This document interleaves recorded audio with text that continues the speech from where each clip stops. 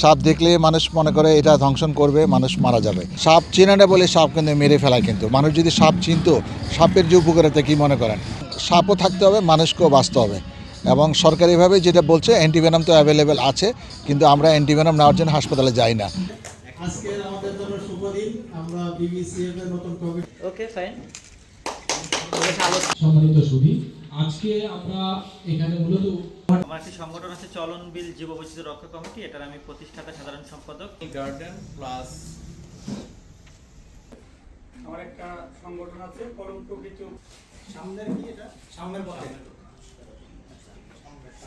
বৃত্তি প্রদান, তারপর স্কুলের ফিস, বেতন, স্কুল ড্রেস, বই, বিভিন্ন জিনিস। আর শীতের সময় সময় ভারপ্রাপ্ত সাধারণ সম্পাদকের দায়িত্বে ছিলাম 2023 সালের সম্ভবত মার্চে। বাংলাদেশে না, সারা পৃথিবীতে মানুষ সাপ দেখলে ভয় পায়। সাপ দেখলে মানুষ মনে করে এটা ধ্বংসন করবে, মানুষ মারা যাবে। এই ভয় দেখলে সাপ মারা যাচ্ছে। বাংলাদেশের সর্বশেষ 2023 সালে যে গবেষণা হয়েছে স্বাস্থ্য অধিদপ্তরে, সেখানে বলছে প্রতি বছর 4 লক্ষ মানুষ সর্পদংশনের শিকার হয় বছরে। এর মধ্যে 7,500 মানুষ মারা যায়। এর প্রধান কারণ হলো মানুষ সাপ চেনে না, সাপের প্রাথমিক চিকিৎসা জানে না, এবং সর্বোপরি সর্পদংশন করলে ওঝার কাছে ছুটে যায়।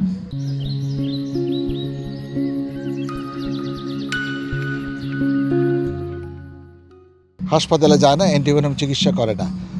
মানুষ সচেতনতা নাই। সুতরাং মানুষকে যদি সাপ সম্পর্কে সচেতন করা যেত, তাহলে মানুষ সর্পদংশন থেকে মুক্তি পেত। মানুষ প্রিভেনশন জানতো যে কোথায় গেলে সাপে কামড়ে বেলা। আমরা রাতের বেলা মনে করেন ঘুরে বেড়াচ্ছি অন্ধকারে, তো সাপ তো কাউকে ধ্বংসন করে না। আপনি যখন তার গায়ে পাড়া দিবেন বা তাকে যখন আঘাত করবেন, সে তখন ধ্বংসন করবে।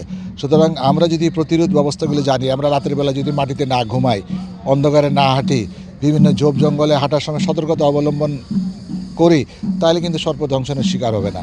এবং একান্ত যদি সর্পদংশন হয়ে যায়, যাতে আমরা দ্রুত ওঝা বৈদ্যের কাছে যাই, সময় নষ্ট না করে হাসপাতালে যাই। এখন বাংলাদেশের প্রত্যেকটা মেডিকেল কলেজ, সদর এবং অধিকাংশ উপজেলায় কিন্তু এখন অ্যান্টিভেনাম পাওয়া যায়, যেটা দিয়ে চিকিৎসা করলে রোগী কিন্তু 100% সুস্থ হবে। সরকারের আগেও একসময় অ্যান্টিভেনাম ছিল বাংলাদেশে, কিন্তু বাংলাদেশে গত 2016 সালে এবং 2022 সালে দেখা গেছে বাংলাদেশের অধিকাংশ হাসপাতালে অ্যান্টিভেনাম যেগুলো ছিল ডেট এক্সপায়ার হয়ে গেছে। এই বর্তমান সরকার আসার পরে সবাই যখন অ্যান্টিভেনাম নিয়ে বলছে, এখন কিন্তু আগে কিন্তু সেন্ট্রালি অ্যান্টিভেনাম সরবরাহ করা হতো ঢাকা থেকে। এখন যেটা বলেছে, না, প্রত্যেকটা হাসপাতাল তার যে থোক বরাদ্দ আছে সেখান থেকে অ্যান্টিভেনাম কিনবে। এবছর কিন্তু প্রায় করছে। আর টাঙ্গাইলে যে ঘটনাটা ঘটছে এটা আমি জানি, এবং আপনি জানেন কি না, গত অক্টোবর মাসে কিন্তু আমি টাঙ্গাইল জেলা প্রশাসনের এখানে কিন্তু ট্রেনিং প্রোগ্রাম করেছি, ডিসি অফিসের প্রোগ্রাম হয়েছে, বন বিভাগে আয়োজন করেছিল। সেখানে কিন্তু আমি ট্রেনার হিসাবে কিন্তু সেখানে সেমিনারে বক্তব্য দিয়েছি।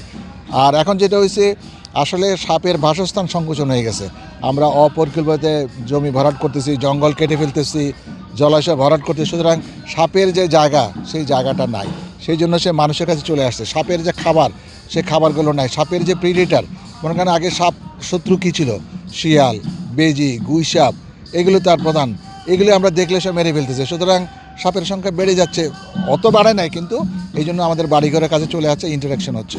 এবং আমরা প্রিভেনশন জানি না বলে, প্রতিরোধ ব্যবস্থা জানি না বলে সর্বধ্বংসনের শিকার হচ্ছে। অভিজ্ঞতা যেটা বলছে, আমি সাপ নিয়ে গবেষণা করি 2004 সাল থেকে।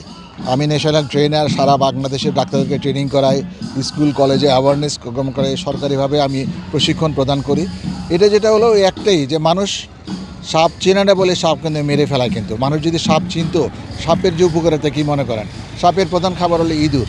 এখন সাপ যদি প্রকৃতি না থাকে, তাহলে কী হবে? ইঁদুরের সংখ্যা বেড়ে যাবে। ইঁদুরের সংখ্যা বেড়ে গেলে আমাদের যে প্রধান খাদ্যশস্য ধান, গম, ভুট্টা, এগুলো কিন্তু সংকট দেখা দিবে। সুতরাং সেটা করা যায় না। সুতরাং সাপ বেঁচে থাকবে, ইঁদুর ন্যাচারালি কন্ট্রোল হবে। কিন্তু সুতরাং সাপও থাকতে হবে, মানুষকেও বাঁচতে হবে।